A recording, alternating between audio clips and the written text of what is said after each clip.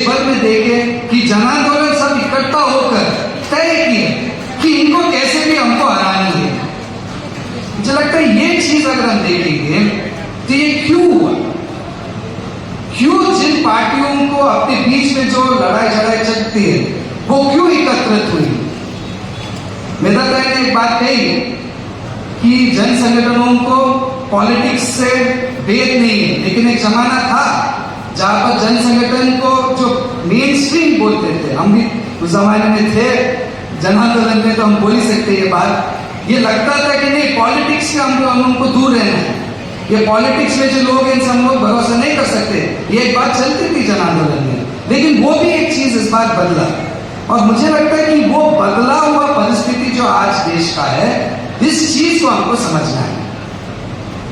आप लोग 3 दिन से जो बात की है, जो मेरे बहन ने यहाँ पर बोले थे, दलित से लेकर आदिवासी आज पीड़ित है। देश में कोई फैक्ट्री में एक मजदूर से लेकर किनारों पर एक फिश वर्कर वो भी पीड़ित है, महिलाएं भी पीड़ित है, लैंगिक अल्पसंख्यक भी पीड़ित है। आप देखेंगे कुछ राज्यों में एक कंप्लीट कम्युनिटी मणिपुर की तरह वहां पर पीड़ित है। आज की तारीख में सब लोग पीड़ित है इस देश में। एक जमाने में जो एक आंदोलन होता था घर बचाने का, आज पर यह आंदोलन आई है देश बचाने की, संविधान बचाने की। और ये जो फर्क है मुझे लगता है हमको समझना है। पार्टी से तो हम लोग बिल्कुल बोलते हैं कि आज देश में जो एक माहौल है ये फांसीवाद है, और इस फांसीवाद का ये नतीजा है कि कोई भी व्यक्ति इस देश में आज चैन से नहीं जी पाएगा। कोई भी पार्टी हो या जन आंदोलन हो, वो भी कोई चैन से नहीं रह सकते। आंदोलन करना दूर, आंदोलन की बात उठाएंगे तो आपके ऊपर केस, जेल, ये सारे बातें आज चल रही है। तो ये जो आज देश का एक बदलाव हुआ परिस्थिति है, मैं उसके बारे में 2-3 चीजें कहना चाहता हूं। आज अगर हम कह रहे हैं कि देश में फांसीवाद है, उसका मतलब क्या है, उसका जड़ कौन सा है। दुनिया में आप देखेंगे तो इटली में एक जमाने में फांसीवाद था, जर्मनी में एक जमाने में फांसीवाद था, स्पेन में भी था, लेकिन वो सब गुजरकर ऑलमोस्ट 80 साल, 90-100 साल हो गए। आज जो देश में हमको दिख रही है ये एक नया वर्जन है, you can say the Indian version of fascism को हम लोग आज देख रहे हैं। और उसका जड़ जो है, उसका जड़ इस देश की जमीन पर है। बाबा साहब अम्बेडकर ने एक बात कही थी, और ये मुझे लगता है बहुत लोग भूल जाते हैं। जब संविधान को उस देश को उन्होंने अर्पित किया था, उन्होंने हम लोगों को कुछ वार्निंग्स दी थी, उसके बारे में बाद में बोलूंगा, लेकिन एक वार्निंग उन्होंने कहा कि this democracy is just a top dressing of a society that is basically undemocratic soil. इस देश में डेमोक्रेसी है ही नहीं, और हम जो आज डेमोक्रेसी लाना चाहते हैं वो एक टॉप ड्रेसिंग है। तो देश का ये जो परिस्थिति क्यों है, तो इसलिए हम कह रहे हैं ये जो फांसीवाद का अगर हम समझना है, फांसीवाद का जड़ जो है देश में जो जाति व्यवस्था है उसमें है, देश में जो पितृ प्रधान व्यवस्था पहले से ही है उसमें है, और देश में पूरा जो फ्यूडलिज्म है उसमें है। और इन तीनों से ये मतलब एकदम ऊर्जा पाकर आज के तारीख में अदानी, अंबानी और पूरा जो ये पूंजीवाद है, उस पूंजीवाद के लपेट में देश के ऊपर, देश की जनता के ऊपर एक हमला वो कर रही है। हम लोग बात करें मजदूरों का, मजदूर आज जो भी कानून अपने पक्ष में है, मान लीजिए कि वो मिनिमम वेजेस एक्ट है, 1948 का कानून है। आप अगर कोई भी कानून देखे मजदूरों का, 80, 90, 100 साल पुराने कानून है, और ये कानून कोई सरकार का देन नहीं था। ये सारे कानून जो है मजदूरों ने अपना खून पसीना बहाकर, संघर्ष कर करके सब हक हासिल की थी। 8 घंटे का जो अधिकार आज का है, वो 8 घंटे का जो हक है वो खून बहाकर मजदूरों ने हमको दिलवाई थी। और आज पूंजीपति क्या बोल रहा है कि आप 80 घंटे काम करिए एक हफ्ता में, 70 घंटे काम करिए। प्रधानमंत्री बोलते हैं कि मैं तो सिर्फ 3 घंटा सोता हूं। जो हक और अधिकार मजदूरों को अपने एक बलिदान से मिला था, आज के तारीख में लेबर कोड के तहत उसको निकाला जा रहा है। लेकिन एक चीज आप याद रखिए, लेबर कोड आज भी इस देश में लागू, सिर्फ सेंट्रल ट्रेड यूनियन नहीं, तमाम ट्रेड यूनियन एकदम जोरदार संघर्ष करके आज भी मोदी सरकार को डर बिठाकर बैठे हैं कि आप वो कानून लागू करेंगे तो सारे मजदूर रास्ते पर आएंगे। उस डर के कारण आज भी वो लेबर कोड जारी नहीं हुआ। इस देश में ऐसे दो और बहुत ही महत्वपूर्ण एक संघर्ष चली है, मूवमेंट्स चली है, जिससे हम सब लोगों ने ऊर्जा पाई है।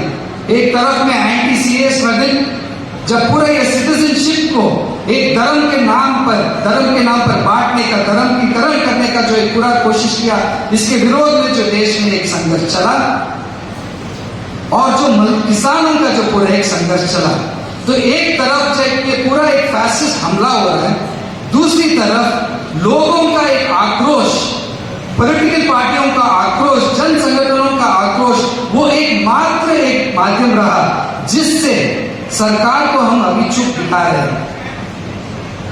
मैं 2-3 चीजें और कहना चाहता हूं। आज की तारीख में हम लोग अभी अपने पार्टी से पिछले 4 महीने बिहार में एक पूरा एक अभियान चलाए थे, बिहार बदलो न्याय यात्रा करके, और 2 तारीख को पटना की गांधी मैदान में बहुत बड़ी एक वहां पर सभा चली। लेकिन इस सभा का खासियत यह था कि इसमें उस यात्रा में 200 संगठन, कई सारे संगठन जो अपने पार्टी से नहीं जुड़ी हुई है, लेकिन बहुत सारे संगठन जो अपने बलबूते पर लोगों की मुद्दा उठा रहे, बहुत सारे संगठन जो लोगों की तरह के पक्ष में लड़ाई कर रही है, ये सारे संगठन इकट्ठा होकर बिहार में एक गूंज गुंजी अभी कि सरकार बदलेगी और जनता की सरकार को वहां बिठाएंगे। और मुझे लगता है कि वो जो एक बात बिहार में हुई है, ये देश भर में होने का एक बहुत ही एक जरूरी बात है। आज हम बात कर रहे हैं कि पॉलिटिकल पार्टी और जन आंदोलन क्या कर सकती है संविधान और डेमोक्रेसी को बचाने के लिए। इस संदर्भ में मुझे यही कहना है कि हम लोगों को एकजुट होना बहुत जरूरी है और बहुत सारे लड़ाई हमको लड़ना जरूरी है। अगर फांसीवाद को हमको हरानी है, और ये भी हो सकता है कि कुछ लोग बोल भी जाएंगे कि ये फांसीवाद नहीं है, कोई दिक्कत नहीं है, लेकिन ये आज की परिस्थिति जो है, इसका जो गुण है, उस गुणों को तो हमको हरानी पड़ेगी। अब देखिए कि जाति जो है, जाति के नाम पर जो दलितों के ऊपर जो एक हमला है, तेजी के रूप से बढ़ रही है। हम लोगों को उनके सामने, इस संघर्ष के सामने, हमको जनगणना की बात करनी पड़ेगी, कास्ट सेंसस की बात करनी पड़ेगी, हमको बोलना पड़ेगा कि रिजर्वेशन को आपको और लागू करना पड़ेगा। 50% का आप जो एक कैप लगाई है, उसको आपको तोड़नी पड़ेगी। 10% जो ईडब्ल्यूएस आई है, ईडब्ल्यूएस रिजर्वेशन, ये सिर्फ जनरल कास्ट के लिए। जनरल कास्ट का संख्या कितनी है?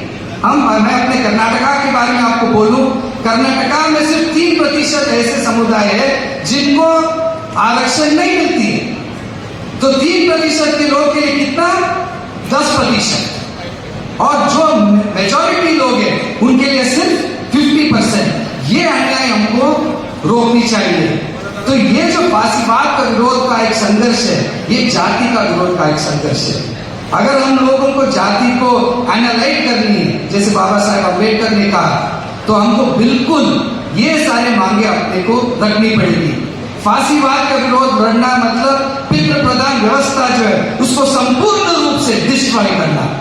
आज भी देखिए जो कानून आ रही है, यूसीसी करके जो उत्तराखंड में कानून आई है, बहुत लोगों को लग रहा है कि ये सिर्फ मुसलमान और जो धार्मिक अल्पसंख्यक है, इनके विरोध का कानून है। ये सिर्फ इतना ही नहीं है, महिलाओं का अपना जीवन कैसे चलाएंगे, वो पूरा एक स्वतंत्रता उनके हाथ से छीना जाना वाला एक कानून है। और जो उत्तराखंड में किया, देश भर में वही कानून लाना चाहते हैं। महिलाओं का कोई भी स्वातंत्र वो नहीं देना चाहते। तो फासिज्म के विरोध में लड़ना मतलब ये व्यवस्था के विरोध में लड़ना। बहुत सारे जो संघर्ष चल रहे हैं, ये मेरी आखिरी बात है, संजय मुझे बोलने से पहले मैं खत्म करता हूँ। ये सारे जो एक संघर्ष चल रहे जन आंदोलन का बहुत ही महत्वपूर्ण है।